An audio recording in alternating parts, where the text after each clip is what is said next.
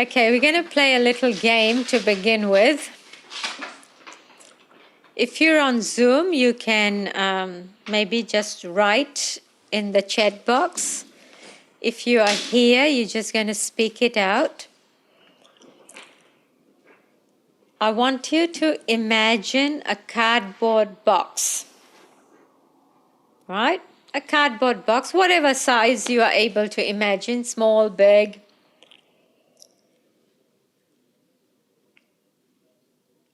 And what you're going to do is, as it comes to your mind, I want you to just speak out all the different things you can use this cardboard box for, or all the different things you can do with this cardboard box. And we'll stop once nobody has nothing to say. So go. For a puppy. A castle. Fill it with autobiographies. Yogi. Make a hut. Weed suppression. Some packing gear and Stand on it to reach things. Hide everything that you don't use anymore. We don't want gaps. Take it to the Windbreak. take a couple books to the veggie shop and fill out the veggies. Mm-hmm. Give it to Mhm. the cat to play with. Make it flat and draw rows on Mm-hmm. Fill it with books. Hop in it and skip down a hill. Mm-hmm. Compost. Hide in it. it. Trains. Send parcels in the courier. Stuff you just sold. Mm-hmm. Peekaboo with the kids. What's that? My cat will sit in it. Yep. Use it as a drum. Use it as a drum, Marshall says. Come on, you guys are not saying anything. Use it for, light a fire. Light a fire. Help you move house. Help move house. Quick, quick.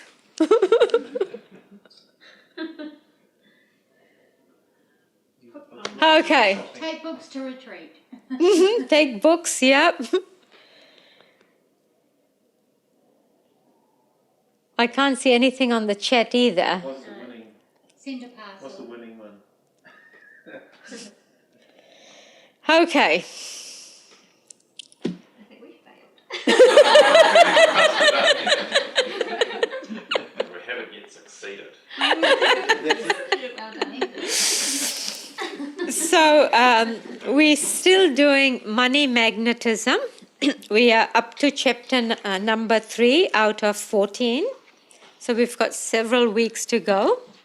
And today's topic is, don't limit your demands. And Swami begins this chapter with the story of a man who dies and goes into the astral world, and he meets Saint Peter. And so Saint Peter is there to show him around, and Saint Peter takes him to the heavenly junkyard. Because you see, in the astral world, there are also, all these different places. And so this man is taken to the junkyard, and he says to this man, here you'll find all the gifts from heaven that people on earth have rejected. And why? That's impossible, this newcomer into heaven says. Some of these things are beautiful. Look at that Cadillac over there. Who could possibly have rejected that? And Saint Peter says, well, it's interesting that you should ask about that particular car. As it happens, the person who rejected that Cadillac is you. Impossible, he protests. I'd never have refused such a wonderful gift. And St. Peter's response was, all the same, it was you. You see, the Cadillac was ready and waiting to be delivered to you. But every time you prayed for a car, you kept visualizing a little Volkswagen.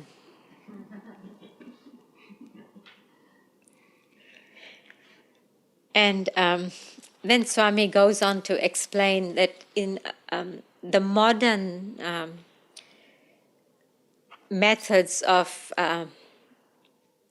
modern methods that are taught that you can use to magnetize what you want to yourself, you are taught to visualize very, very clearly and in detail what it is that you want.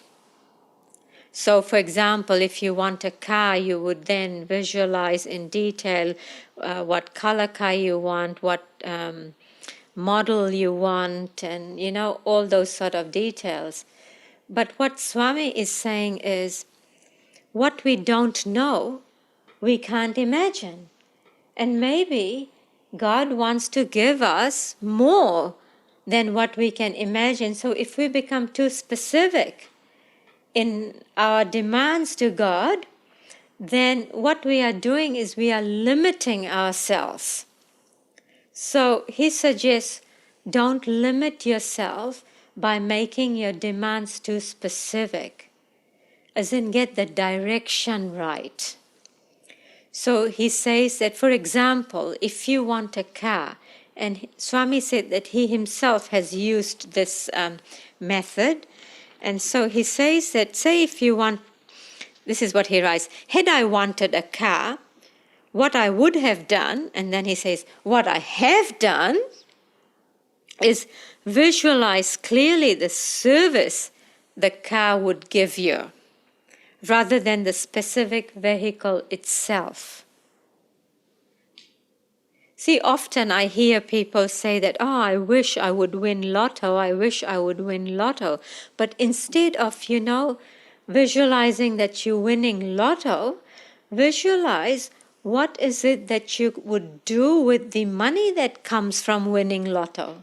You'd be surprised that you probably haven't got a clue what you want to do with it, other than maybe just pay off your mortgage and, you know, get a tooth implant done.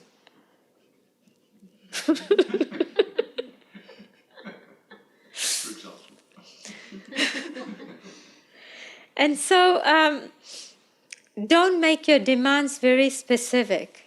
Whatever it is that you want, ask yourself, how is it going to serve you? And that's why, in a way, we did that exercise about the cardboard box, because I wanted us to see how imaginative we can be. Can we look outside the box, literally, as to what this box can be used for? Paramahansa Yogananda talks about imagination, and he says, imagination is not unreal.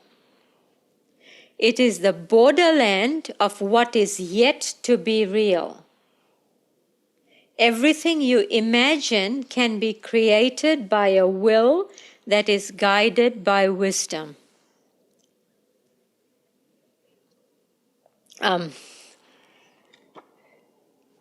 Yogananda gave this talk during a service that he did in Encinitas, and there's a section here on how to materialize your cherished dreams and goals.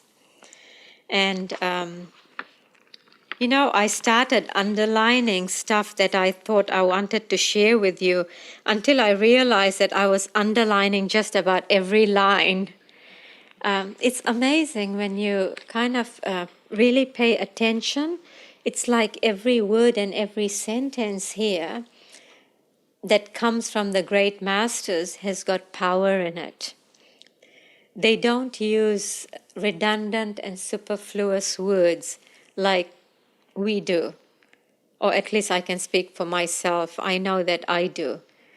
But so what he says here is imagination is a portal through which you can transcend the imposed limitations of this world. So whatever it is that you want the world to give you, or whatever it is that you want to acquire, and I'm not just talking about material things, but yes, material things, but also, certain attitudes, certain states of mind. Like if you want to be happy, just imagine that you are happy. If you were happy, what would you be doing? What would the facial expressions be? What would your body language be? And when you start imagining, you find that you naturally become happy, right? If you want to be joyful, just imagine that you are joyful. And then he says, all creative persons use this power, the power of imagination. Like somebody who works with fabric, they can look at a piece of fabric and they can imagine it as something else. They can imagine it as a cushion. They may imagine it as an evening gown, a dress. Or if you are a knitter, you can look at a piece of wool and you can imagine it to be a scarf or a pair of slippers. I mean, we are all creative in different ways, where we can see things and think of it as something else. What is creativity? But being able to see one thing and imagine it as something else. An artist can be given a blank piece of canvas and they can probably see in their own mind what they could put on that piece of canvas. Or somebody who's very good at cooking, you can just give them some ingredients and they'll be able to throw it into a beautiful meal. And then he says, with wisdom and will. So he uses these two words there, wisdom and will. Whatever you can imagine and continue to imagine, because often when we imagine things, our imaginations can be very fleeting, right? But he says that if you imagine something and if you really want it, you have to continue imagining it. So, with wisdom and will, whatever you can imagine and continue to imagine will become real. And then he says, I tell you that things which do not exist now in this world will be created for you. I'll continue from there, but I wanted to refer to a story here. So Paramahansa Yogananda was doing his studies in Calcutta. His guru was living in Sirampur. And Yogananda really wanted to be where his guru was, in Sirampur. But the problem was the degree that he was doing, they call it AB, what we might call BA, Bachelor of Arts, wasn't available in Sirampur.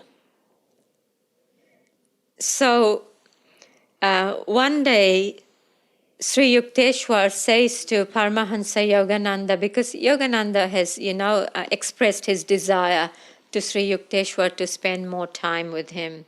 And Sri Yukteswar says, no, I'm too old to be doing any fundraising.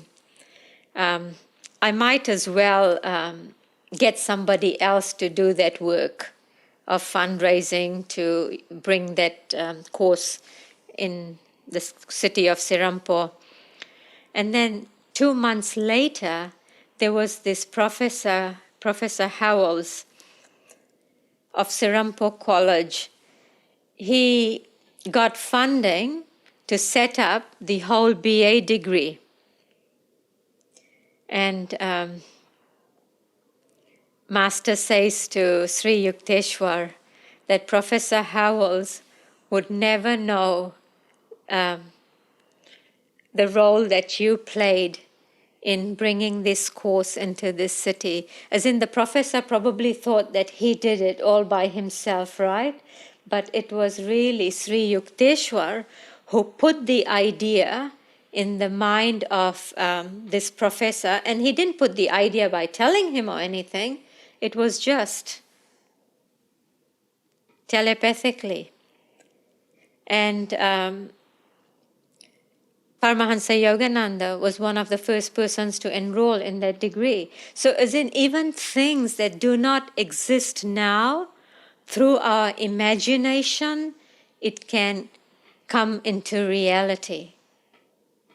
And Master's given us, an example. I mean, there are many probably examples in this book, but this was the one that kind of struck to me as I was reading what he said about imagination. That things that do not exist now in this world will be created for you. Imagination can be materialized. So as in, when you're imagining things that you want, things, when I say things, I don't just mean stuff, but like, everything. Don't feel that you need to limit yourself to that which is factual or that which seems to your cognitive mind as realistic. Just be out of your mind. And I really encourage you to do this exercise about the cardboard box again. When you get a chance, maybe have a piece of paper and write down as fast as you can. Put a stop watch on for 2 minutes and see how many things you can come up with.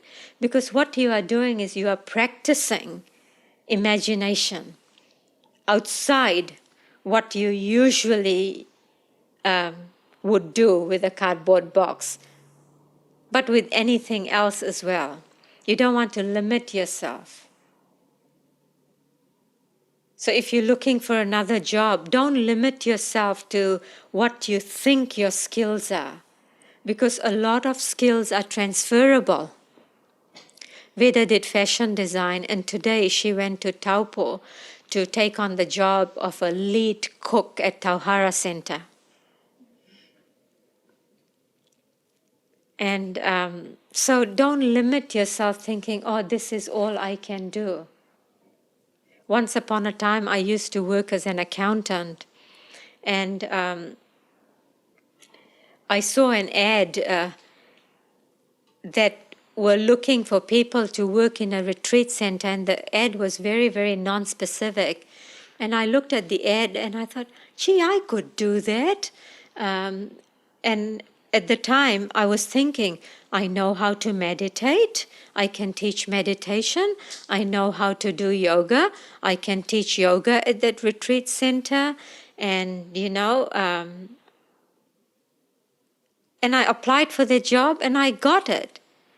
And at the time, it may have probably been for me a huge change to go from working as a professional accountant to working in a retreat center where part of my job was mopping the kitchen floor at night, making muesli, leading a relaxation for the guests so that they sleep well at night. It was just completely out of the box for me. But think transferable skills, and you might be surprised that which you hadn't thought of is really the more enjoyable way for you to be using your time. So just go berserk with using your imagination. Don't limit yourself. And even though that which you are imagining doesn't exist now, by imagining, you're putting vibrations into the ether. And if it's wisdom guided, if your imagination is guided by your wisdom and your will, who knows what's possible? When you develop spiritually, you can materialize your thoughts. So this is Master saying this. When you sit still and let your imagination go as far as you can into the reality of your cherished dreams and goals, and if you can hold your mind to one pointed concentration on the image of what you want to achieve, it will be shown to you in a true-to-life vision. And if you apply strong willpower to realizing that vision, ultimately it will manifest. So visualization itself is not enough. He is saying that you then have to apply willpower to it. Because without then putting out energy, nothing else happens. So just using the example of Veda, so when we saw that Tauhara was looking for a lead cook, I just kind of, suggested that, do you think you might be interested in that? She kind of hummed and hawed, and then she said, yeah, I think I might be interested. And so then she put a little bit of energy into it by making a phone call there to begin with. After the phone call, she went to Taupo for a day to give it a go to see whether she might like it. Then she came back and, she felt a little flutter in her heart that, yeah, she wants to do it. And so then today she went. There was a huge pile here of all the things that she wanted to take with her. And so whatever it is that you visualize, you imagine, you then have to put your energy into it to make it happen. By you sitting and visualizing, it's not enough. You've got to get moving. Or if you're thinking that, I really should get into drawing, well, get the materials that'll help you get the drawings done. Maybe pencils, maybe a canvas, maybe a sketchbook. So put some energy out and start, with things that are easy. Like it's easy enough to go to Gordon Harris and, just get some pencils and a sketchbook. That's a starting point if you want to get into that sort of thing. If you want to start sewing, well, get some fabric, get some thread, get a pattern. Often what stops us is us thinking that our lack of imagination, we can't imagine ourselves succeeding in that project, and so we never start. Okay, what else does he say?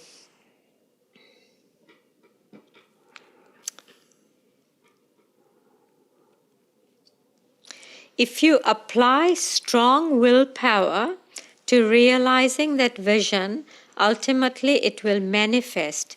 Healings can be effected.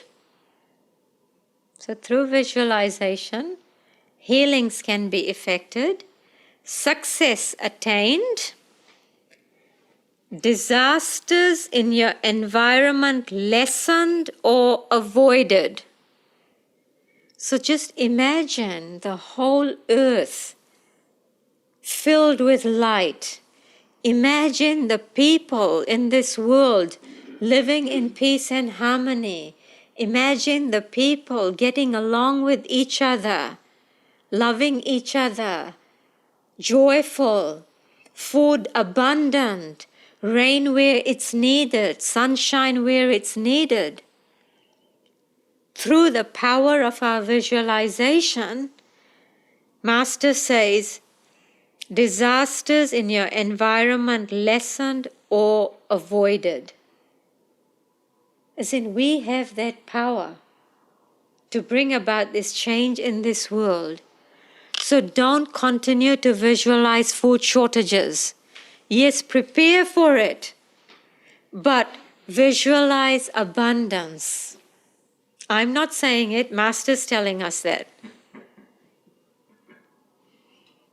You know, you can see how I ended up underlining every sentence here. And then seemingly impossible needs or worthy wishes fulfilled. As in, nothing's impossible.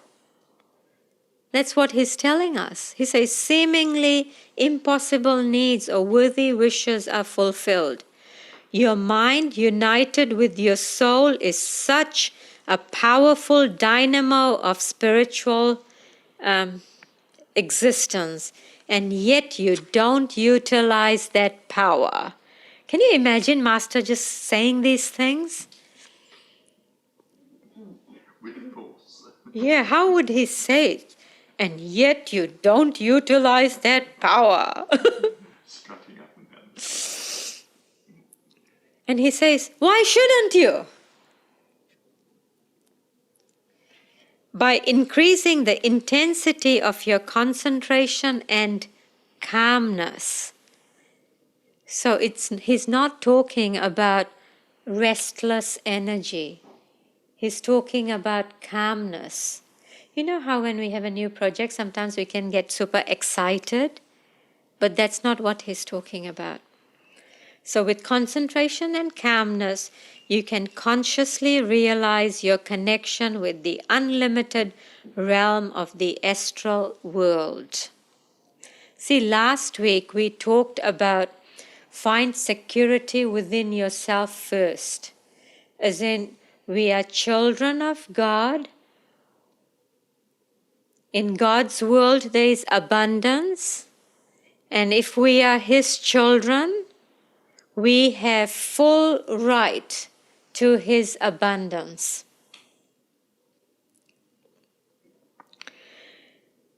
And then he says, in meditation, when you think you are the calmest you can be, try to be even more calm. Gradually, your consciousness will become attuned to that higher dimension. Get out of limiting material consciousness, and you will see your mind's imaginings working to manifest all your wisdom-guided dreams. It's quite interesting. He's talking about wisdom-guided dreams, not dreams that are guided by your own ego, but wisdom-guided. Sometimes, I have found it useful to do this exercise where you have 3 columns, and in the first column you can write down everything that you want. In the second column, you write down if God had a plan for you, what is it that God wants of you? What does He want you to have? What does He want you to do? And then in the third column, you write down what is it that you and God want together. So it's almost like a, is it called a Venn diagram? With what is it that intersects? And that can be quite a useful exercise. What I want for me, what God wants for me, what the two of us want together. It's just one way of kind of trying to attune yourself to the higher consciousness. Rather than, I want this, and I want life to turn out in this way, and trying to look at it from another perspective, God's perspective. We want life to be easy, pleasurable, comfortable. We want things by putting the least amount of effort. But, maybe that's not what God's plan is for us. Can I talk about an experience Sure. this week? Do you want to take this so the people on Zoom can hear you too? I was kind of hoping for a peaceful retirement without too many money worries. And I thought, I'll just have faith that the universe will sort me out and, that'll happen. And I really believe that. And then this week, I've been getting job offers like you wouldn't believe, and I'm working full time now. So it wasn't what I expected. But the thing is, I found it so satisfying, the work I'm doing. And it wasn't anything that I thought of, and I've got more job offers coming in my year of work. So I'll be working for a while yet. But yeah, it's just what you're saying, what I kind of thought in the back of my mind would happen didn't happen at all, but it's turned out, like today I just thought, it's just been an amazing day. Oh, thank you. Thank you for sharing that. That's so beautiful. Yeah, what we have in mind for ourselves and what God has in mind for us can be so different, But the way God works things out, isn't it so much better than how we could have done it? I think in this same talk, Master even talks about, he says, if there is anything that makes us forget the soul, it is laziness.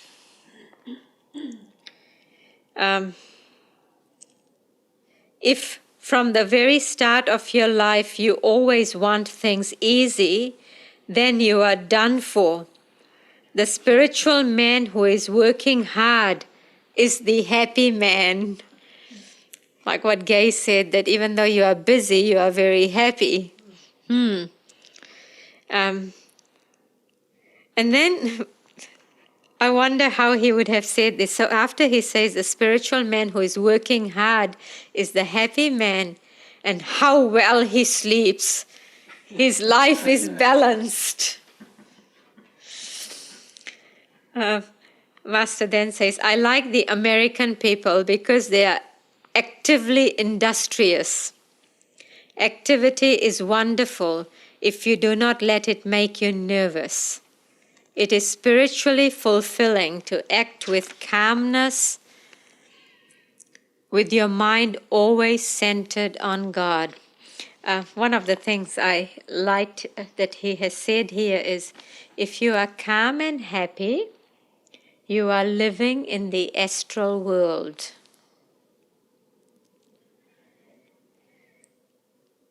Always work from the astral world, he says.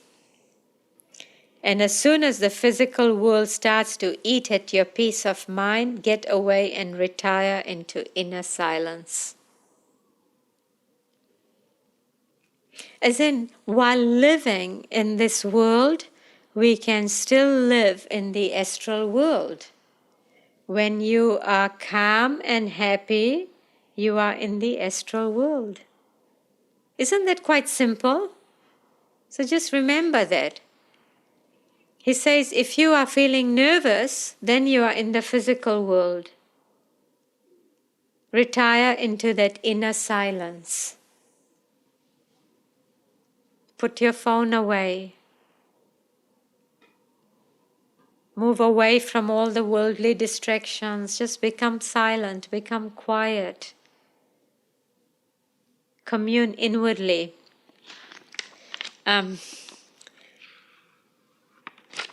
What else did I have? He says the power of imagination, and when it's used together with the power of will, so he mentions 4 things. So imagination must be used with the power of will, with the power of inner silence, and that's number 2, the power of concentration, and the opening of the spiritual eye will lead you to the astral realm and increased ability to manifest your thoughts in material form. So, as much as possible, concentrate at the spiritual eye. Spiritual eye is the center for divine, or the seat for divine consciousness. So what are those 4 things? Will, power of inner silence, concentration, and opening of the spiritual eye.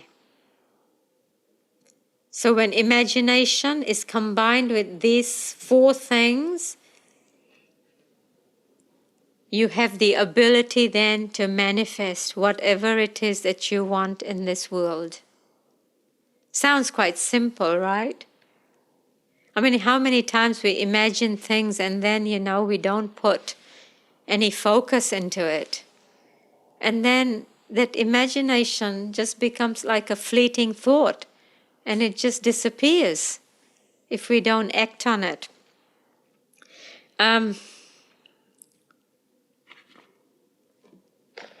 What else have I got to share here?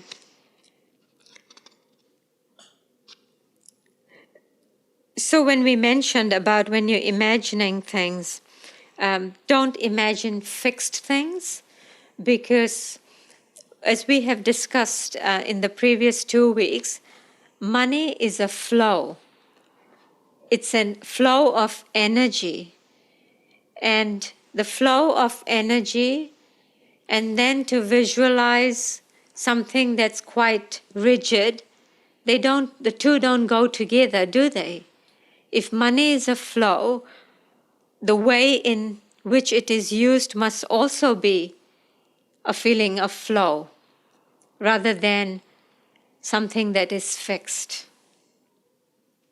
So if you want to win lotto, imagine exactly what is it that you're going to do with the lotto money. If you want a car, what is it that you're going to use the car for? If you want another house, what is it about another house that's going to be different from your existing house? How will your life be different in that house? So think in terms of how it's going to serve you. And not just serve you, but in terms of omnipresent good. Because whatever it is that we want for ourselves, it has more magnetism, more power, if it's good not just for us, but it's good all around. Master's affirmation, I go forth in perfect faith, in the power of omnipresent good, to bring to me what I need when I need it. As in, when we imagine things that are for the greater good, it has much more magnetism than when we are imagining things that are just for our egoic needs. And again, I go forth in what? I go forth in perfect faith, in the power of omnipresent good, to bring to me what I need when I need it. He also, Swami, he said that also about Ananda when he was starting Ananda. He said the biggest risk when they were starting Ananda was its prosperity. Because, if it starts to be prosperous, then the creativity is going to be squashed. Exactly.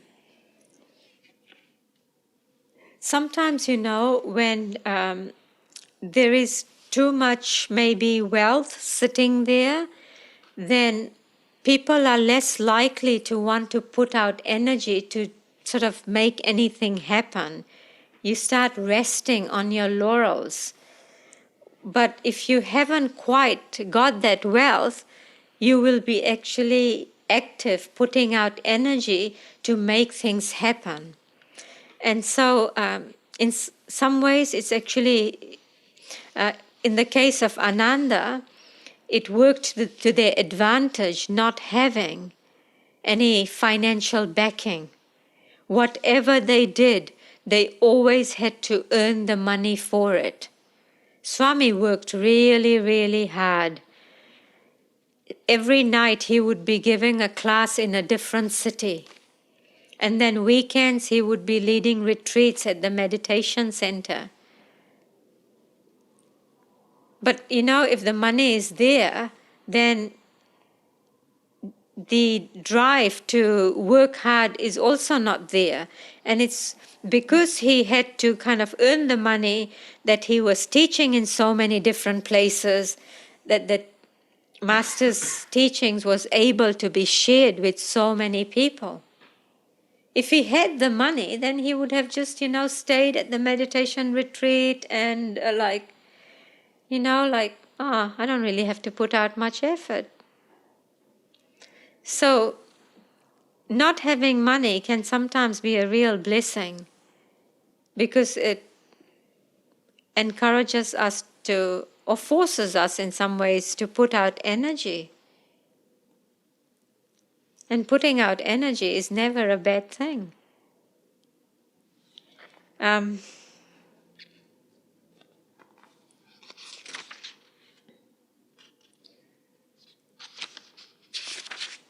What else have I? Oh, then he also says, be flexible in your expectations. Otherwise, you may find even in the realization of your expectations that what you attract isn't really what you needed, or else turns out to be much less than what you could have had.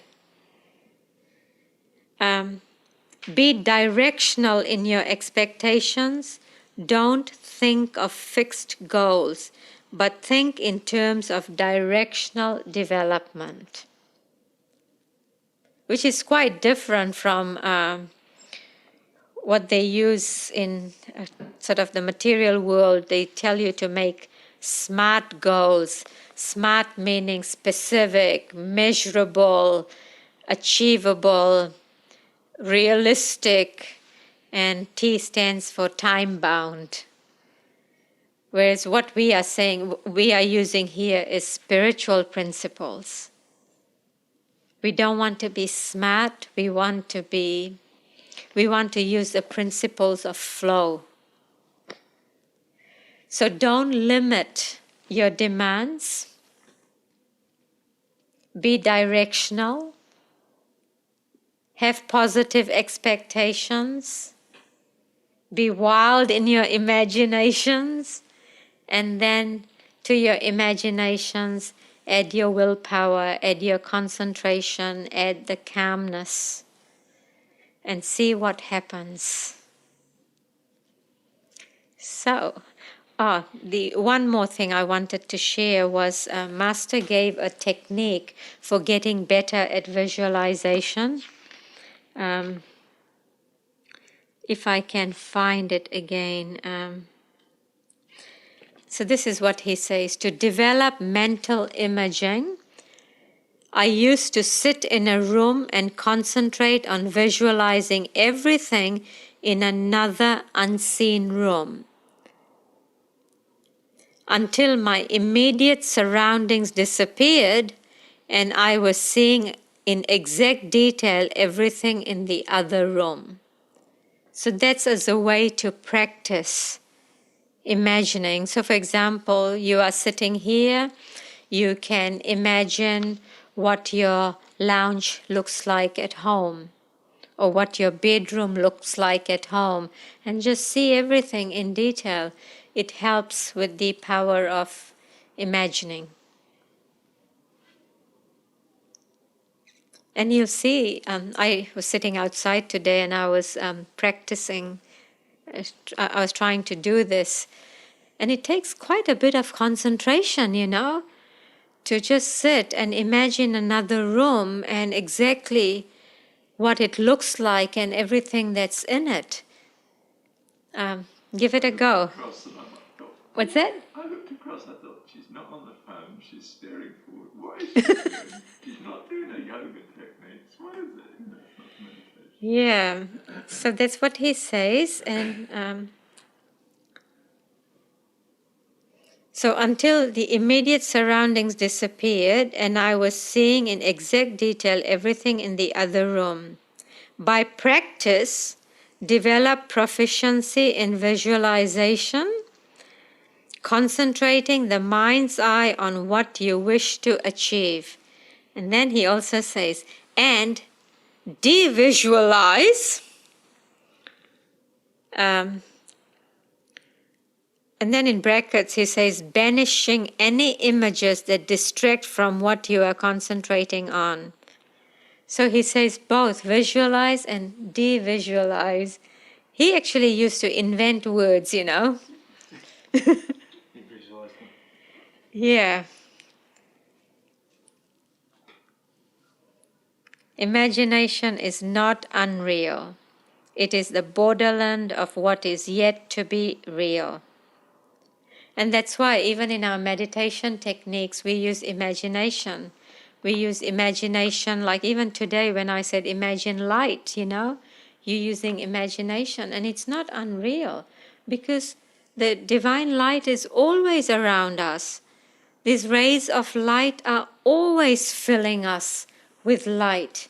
But using the power of our imagination, we are tuning in to the unseen world, which is just as real as the seen world. But we cannot experience it with our senses. But we can experience it with the power of our imagination. So today's lesson is really build your power of visualization, your power of imagination, and do that exercise again about the cardboard box. Okay, shall we finish with a, let's send 3 arms out into the world.